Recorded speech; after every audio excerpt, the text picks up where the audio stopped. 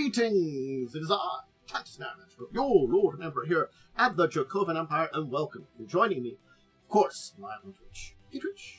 If you're joining me on YouTube side, hello, hey, how you doing?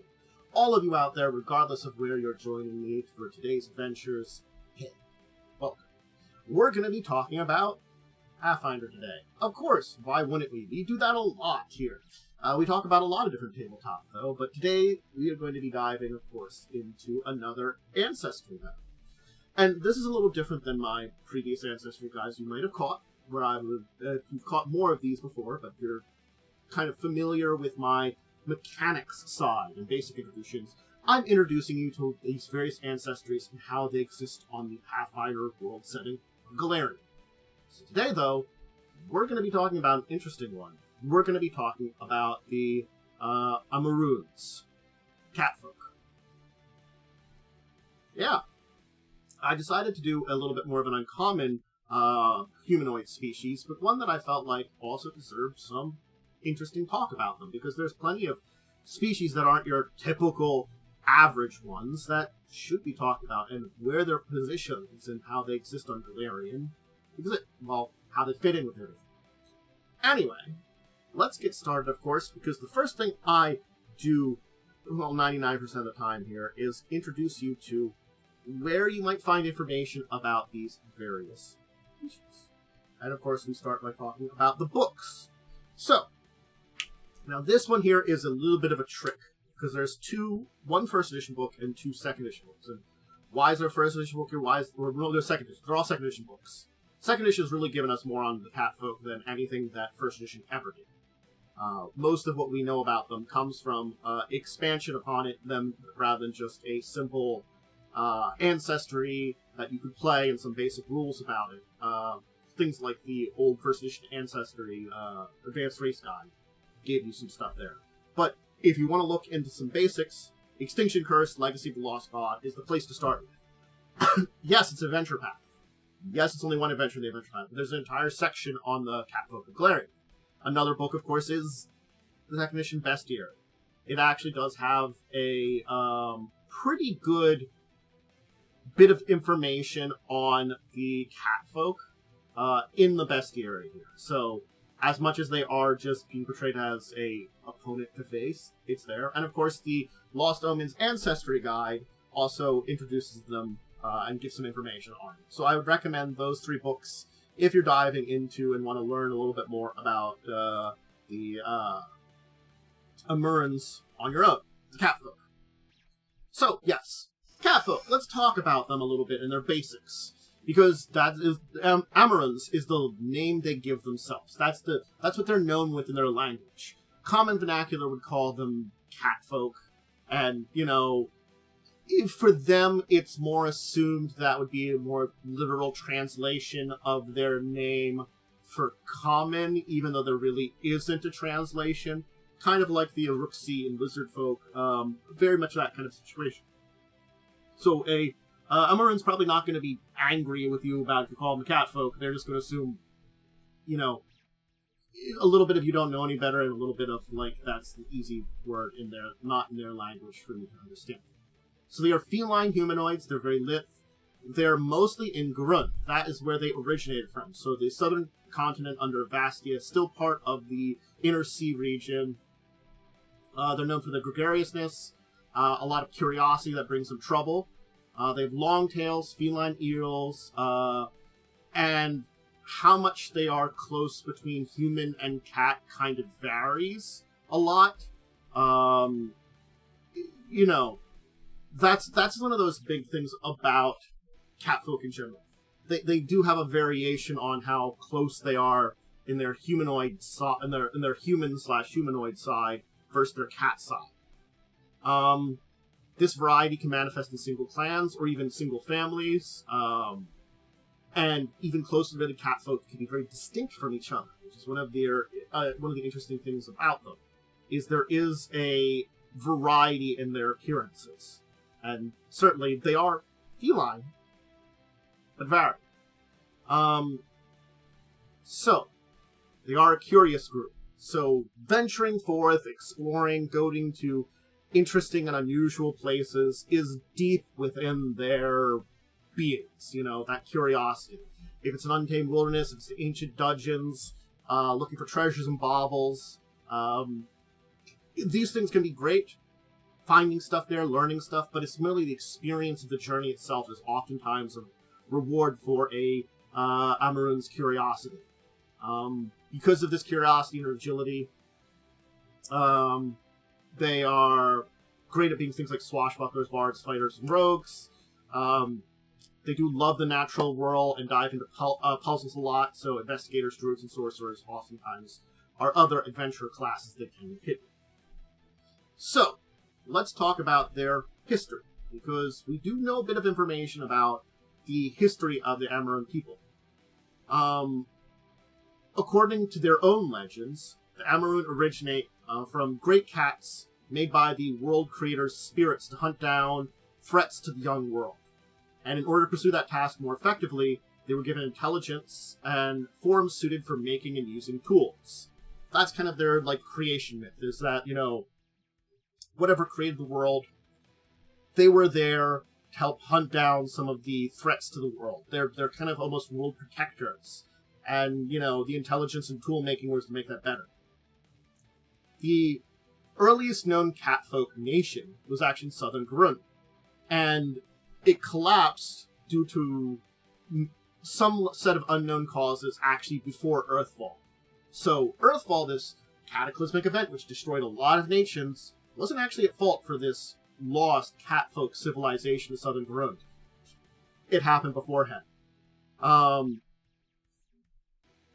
Many Amurruns left Garund for various locations. The Valshmai jungle in TNZ found some of them heading there. They basically spread out after their nation fell a lot. Some, of course, remained there. They kind of was scattered, in a way, from this nation. During the Age of Darkness, the time after Earthfall, many of them did return to Garund, and they resettled the ancient territory, establishing a new kingdom, which they named Muraseth. Which I will note, Muraseth still exists today.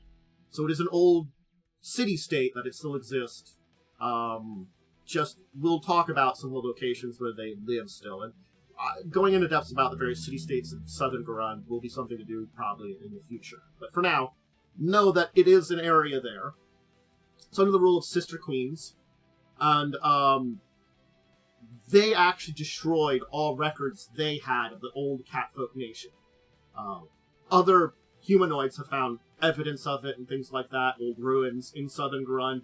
There is evidence that left behind, but they destroyed their own records because they believed, again, that they had made mistakes which led to that first kingdom's downfall.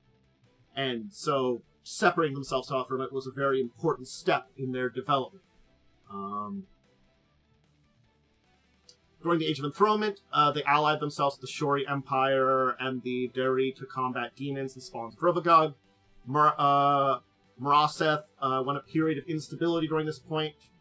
The Sister Queens abdicated in response to popular anger at their detachment from common needs. There's a lot of experimental governments that rose and fell, and eventually resulted in a Council of Elect. During this time, a lot of Amurrun left Muraseth, and so we've got some in Arcadia and Iboria. Arcadia, of course, the continent to the north, and Iboria being part of Casimir, technically.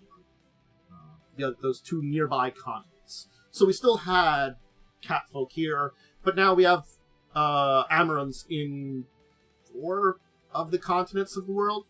Not a great, huge population, but still spread out in a pretty good chunk of various locations. So, a lot of Amurruns see themselves as wanderers, explorers, and one of the big things about them, again, coming back to their own creation myths, is wardens against the forces of evil, particularly the ones from the great beyond. So, though an individual might be of any alignment, there is this very kind of thing that forces that threaten the world, regardless of how you are seen as something that your people go against. And yes, you can break traditions and stuff like that, and you can really be of any alignment. But there is a spark of, not necessarily good, but against those that would be threatened. Things like Rovagug and its various spawns, demon invasion, stuff like that. Stuff that is seen, even if it is evil, as universally bad for the world. They do see them going against. The Curiosity Have means that they travel across Golarion. They seek new experiences, cultures. Many of them, of course, worship Desna. They also travel, very obviously.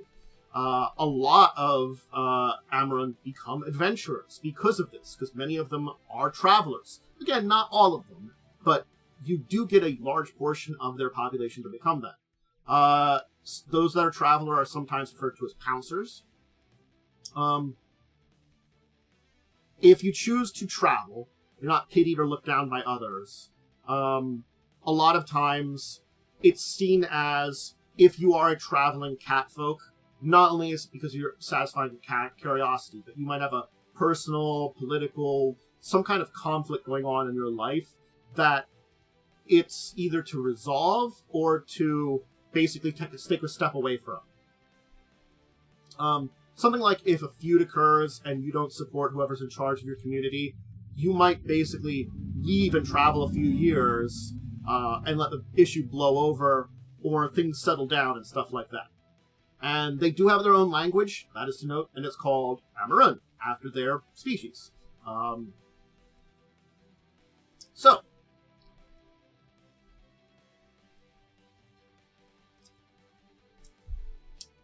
Amurrun is typically born and raised in very large extended families. If you're very traditionalist, they celebrate their children becoming old enough to explore on their own, with basically challenges to find small hidden objects. And Amurrun would treasure these coming-of-age prizes as good luck charms. There's a second milestone when you're considered old enough to travel on your own away from the community. So, yeah. It's kind of like exploring kind of on your own, being out and doing stuff individually is one thing. Being old enough and individual enough to travel away from everybody else is entirely another thing. That's a marking of a new adult seeking a rock, piece of wood, an object from the first location they visited unsupervised, which they keep an additional memento. So basically, wherever they were sent to find that hidden treasure originally, the place where they took their first challenge, when they're ready to leave their community and travel into the larger world, if they so choose to, they go to that same place and take another object. One that was not chosen by your family to hide originally, just something of that location that also represents it. Those that go into much higher educations, the combat, various combat ones, magical crafts, skilled crafts, all of these tend to go through apprenticeships. So if you want to learn to be a potter, you do a pottery apprenticeship. If you want to be a soldier, you do apprenticeship under a warrior. A magic user of some kind, you find someone to apprenticeship under. There are those Amurruns that have a lot of talent that will find them in one or two apprenticeships at a particular time.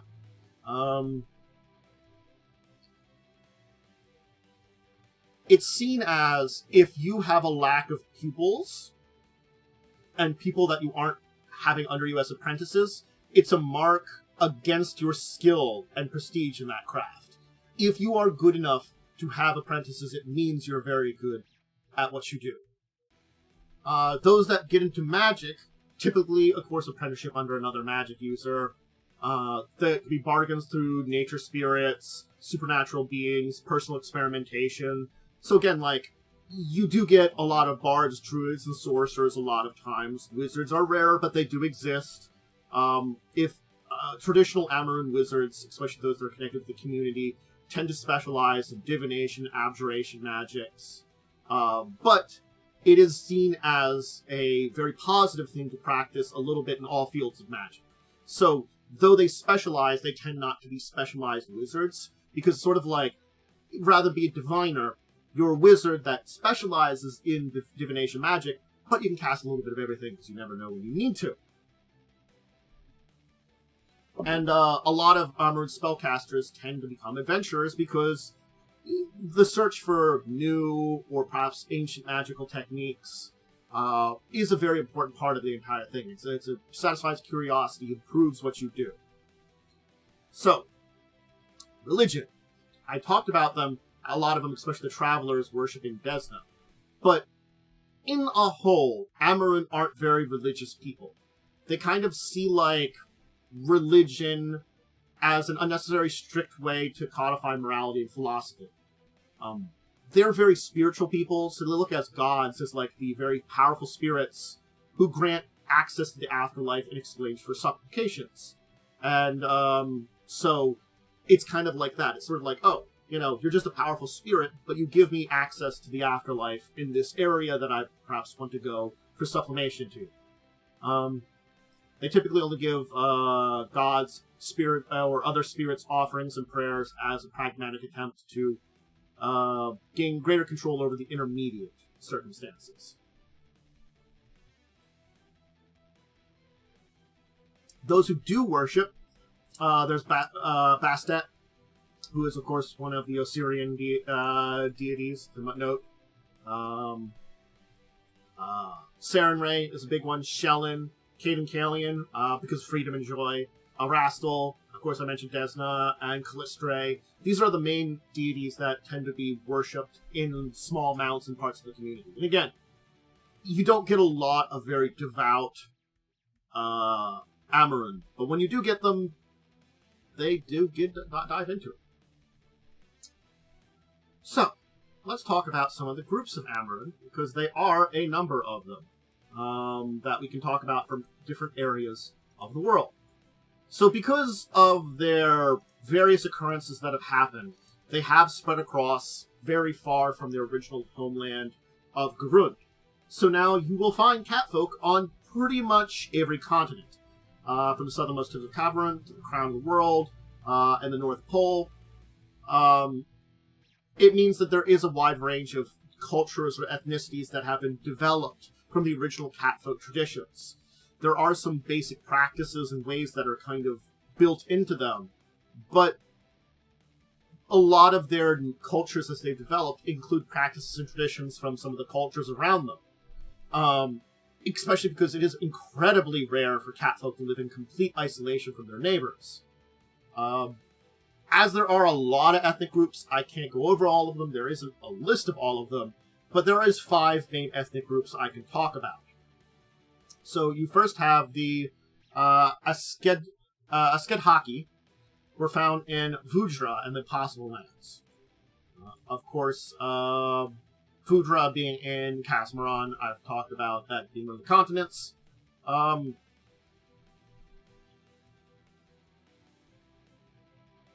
They can be found in Nex, Chalme. These Catfolk tend to have striped hair and fur.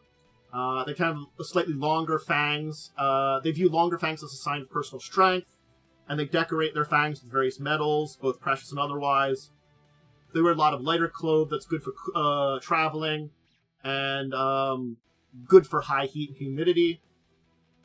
They also see expensive jewelry as marks of prestige. They normally live in nomadic caravans, roaming across the various nations they call home.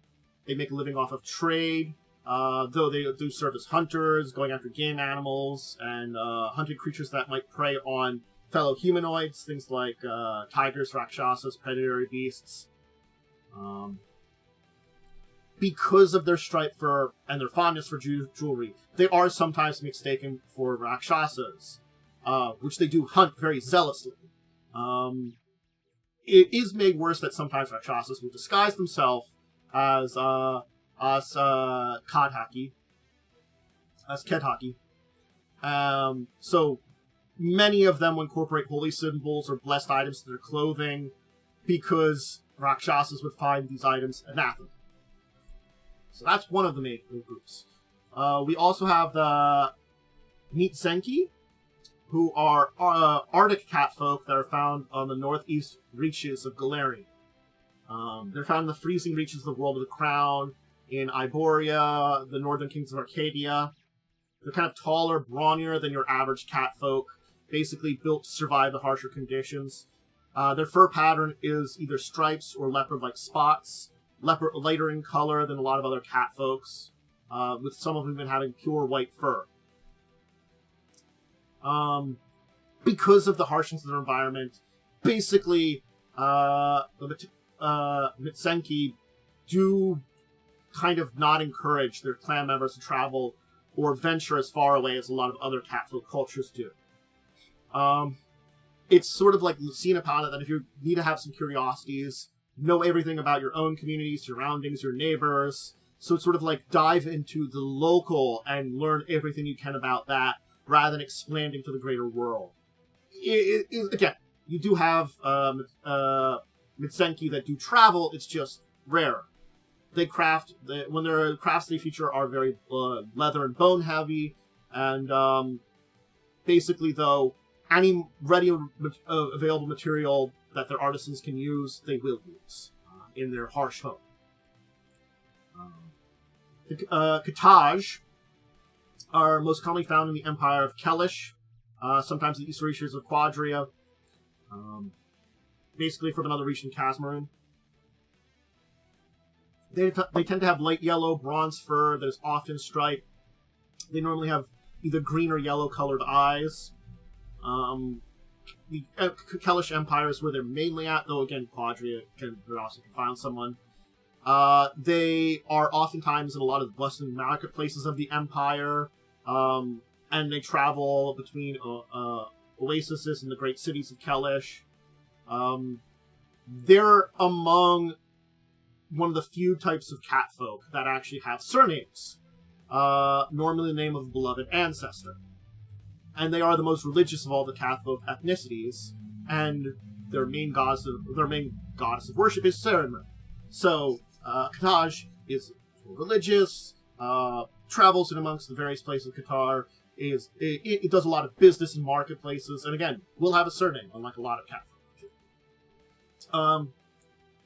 The Sethurial is actually the most common ethnicity that's found in the Inner Sea region in Vastia and Garund. If you think of a catfolk, a Amurrun, you're normally thinking of a Sethurial. They favor bright-colored clothes, eye-catching fashion that's often associated with a lot of their own people, and they are considered the progenitor of a lot of the other ethnicities, because they are the culture that is in Muresh, which is kind of like the birthplace of their species as it is now. They have a love of travel that has sent them very far from their homeland, across Garund and various other places, and again, allowed a lot of these ethnicities to arrive. There's other independent city-states, which we'll talk about in a minute here, that are connected with Muraseth in that region. But these are the touchstones, these are the cultural heads of catfolk culture in general. As I said, each of them has adapted their culture and brought in bits and pieces of their neighbors to adapt a new version of their culture in the regions they've settled. But the core of catfolk culture comes from here.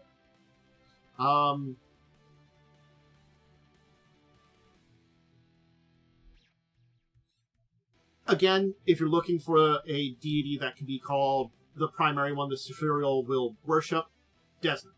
And they depict Desna as a fellow catfolk explorer in that looks in their art. So in Sethurial art, you'll see Desna appear as a catfolk. And the last of the major cultural groups is the Shemtije, found within Osirian, Rahadam, and Thuvia, and they are the ones that are so strongly associated with Bastet. The distinction between the Shemet and the main distinction between Semtije and other ethnicities is only found in the males of the Semtije. The males have a very large, line-like mane of fur around their neck and head. So otherwise, a Semtije female will appear as pretty much a Sethurial catfolk, and you wouldn't know the difference unless you saw the male. They travel the Golden Road, that northern area of northern Garund, in caravans with extended families. They're known as caravan trains. which is very unusual for a family-based culture. The Samiche do not embrace monogamous traditions of family, and instead have more free-willing relationship structures that emphasizes freedom and love in personal relationships. They don't believe or practice marriage. So, in a way, these various Samiche caravan trains have very fluid memberships. As you know, you have lovers coming and going, children are encouraged to set out and see the world for themselves, elders departing to pursue their own goals. There are many non-Catfolk inhabitants that believe them to be blessed children of Bastet. And it is true that they, Samiche, wander a lot of the very dangerous, desolate regions of the Golden Road. But again, similar to all Catfolk, they see themselves as wardens and hunters of evil that threatens Golarion. So, if you're looking for their largest population, of course you have to go with the Sethurial Catfolk in the various city-states in southern Garund. Muraseth is one of the main ones, but there's Frauseth, Eserowan, and Ulem Saleth. All these are believed to be locations in the Amurrun original homeland, the place that fell before Earthfall.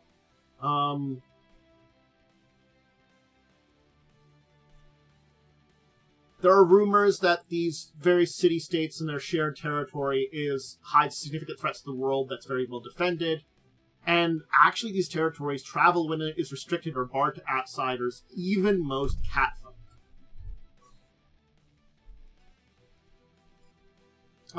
In the country of Analu, or the area of Analu in the country of Holamog, which is one of the coastal areas, because its proximity to Muraseth, that city there, it also has a number of Catfolk.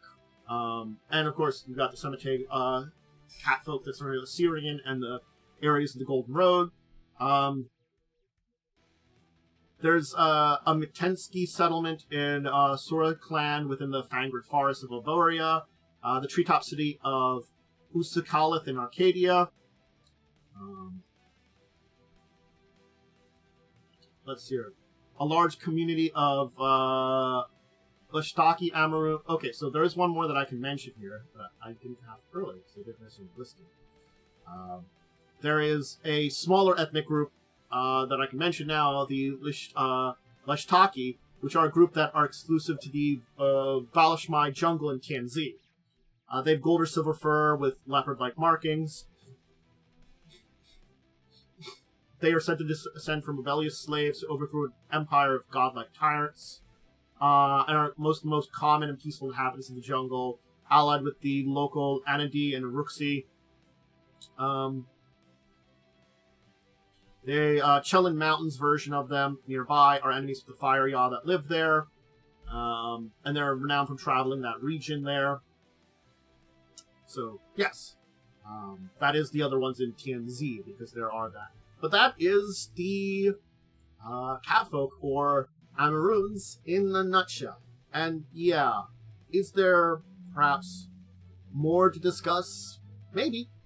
Honestly, again, this is an ancestry that was introduced in first edition, but we really have seen a resurgence and a surgence of information and culture and development in second edition. I think that's one of those things that second edition Pathfinder has done very well, is it's developed a lot of these ancestors, especially the smaller ones, in ways that the original first edition did not. We're having deeper dives and more information being shared about them, and a lot more of their cultures and histories. And for the Catfolk, for the Amurruns, Amurruns, I'm trying to mispronounce it. Amurruns. I'm going to probably mispronounce that a lot. We've definitely seen a lot about them. I'll try to drink some water. Good. Not just tea. This resurgence of information, this stuff that we found, providing us with a lot of background of them, and giving us this cultural, this history, make them very interesting portions of Golarion. There are people that, regardless of where you go in life, have this idea that you were created to basically remove threats to the world. And defining a threat to the world, how you go about it, and stuff like that is up to the individual. But that's something that, a Amurrun of any alignment can agree upon. There are threats to the world. Let's goddamn get rid of them. And, the way that they've spread about, that their cultures have adapted, and they found themselves in the world is always very interesting in this nomadship, this travel that's deep in their souls. And the fact that they are an ancient people, that we can see had an ancient empire. Honestly, learning more about that old empire and the ruins that are there, and maybe what's hidden under their very city-states. Well, that's something to talk about maybe someday in the future. And, certainly, maybe there'll be adventures that'll deal with the things hidden deep within inside. Who knows? But talking about those city-states, and a lot of those, what is territory, what is civilization in southern Garund, will have to be for another day. And certainly I think it might be something to talk about one day in the future. But for now, I hope you've enjoyed learning about Catfolk, honestly. They're really neat.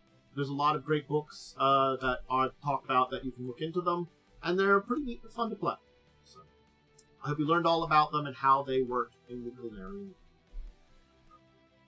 Anyway, I will be ending it here. Remember, you can always check me live on Twitch for this at twitch.tv/Dracovin Empire, where, you can join in the chat and just enjoy me live, usually in the early afternoons between 1 and 2 we get started. You can always pop in on YouTube if you're joining on Twitch. Hey, a follow on Twitch would be good. On YouTube, subscription, liking the video, leaving a comment. Have you played a Catfolk before? Or have you encountered Catfolk society in some way in one of your Pathfinder games? And of course, ringing the bell just to get more notifications on when my things come out. I'll also say I do have some social media places, on Discord, where you can kind of check out some random thought patterns and general information when I'm going live, and also a twitter.com link if you want to check that out too. Similar kind of things where I just kind of brain farts and schedule a lot more than anything. Though sometimes serious discussions come up. Very rare. Anyway, those are the main ways to support me. There are some other ways. You can always look in down below and keep a presence of them. Please check out all my other videos. Please enjoy, check out other streams I have. Have a great day. I'm going to get going for now, and I'm going to say farewell to you.